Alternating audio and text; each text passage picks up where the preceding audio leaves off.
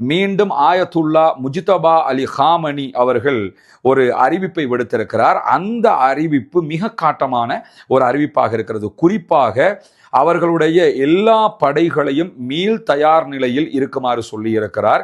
எந்த நேரத்திலும் நாங்கள் அமெரிக்காவை எதிர்த்து மீண்டும் ஒரு யுத்தத்தை தொடர்வோம் என்கிற அச்சுறுத்தலாக அது மாறி இருக்கிறது. காரணம் என்னன்னா, அமெரிக்க அதிபரை நம்ம நம்ப முடியல.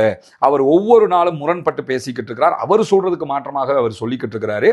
எனவே எனி டைம் நாம் ஒரு யுத்தத்தை செய்ய வேண்டி வரும். இன்றைக்கு மிக முக்கியமான ஒரு தகவல் வெளியாகி இருக்கிறது. என்னன்னு சொன்னா, இஸ்ரேல்ல தொடர்ந்து பல பேரை இஸ்ரேல் கைது செய்து கொண்டிருக்கிறார்கள்.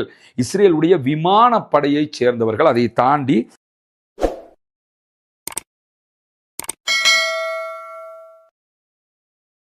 அன்பிற்கினிய சகோதர சகோதரிகளே, நம் அனைவர் மீதும் ஏக இறைவனுடைய அமைதியும் கருணையும் உண்டாகட்டுமாக என்கிற உயரிய பிரார்த்தனைகளோடு, பாலஸ்தீனம் மீதான இஸ்ரேலிய ஆக்கிரமிப்பு இராணுவத்தினுடைய 2 ஆண்டு கால யுத்தம் ஒரு யுத்த நிறுத்தமாக மாற்றப்பட்டு இன்றோடு 190வது நாட்களை தாண்டி கொண்டிருக்கக்கூடிய சூழல்ல, ஈரான் மீதான அமெரிக்க இஸ்ரேலிய ஆக்கிரமிப்பு இராணுவங்களுடைய 40 நாட்கள் தொடர்ந்தேர்ச்சியான தாக்குதல்களும் ஈரானுடைய உச்சகட்ட பதிலடி தாக்குதல்களும் உலகத்தையே ஸ்தம்பிக்க வைத்திருப்பது நமக்கெல்லாம் தெரியும். ஹொர்முஸ் நீர்ப்பரப்பு மூடப்பட்டது.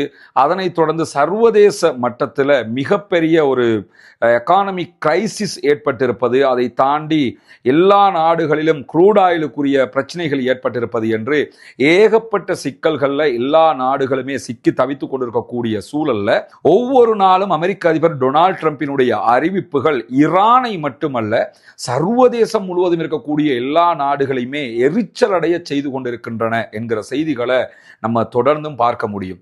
ஒரு அதிபராக இருந்துகிட்டு இவ்வளவு கேவலமாக, இவ்வளவு முரண்பாடாக ஒவ்வொரு நாளும் ஒளறி கொட்டக்கூடிய ஒரு ஆளை உலகத்தில் நீங்க எங்கேயுமே பார்க்க முடியாது.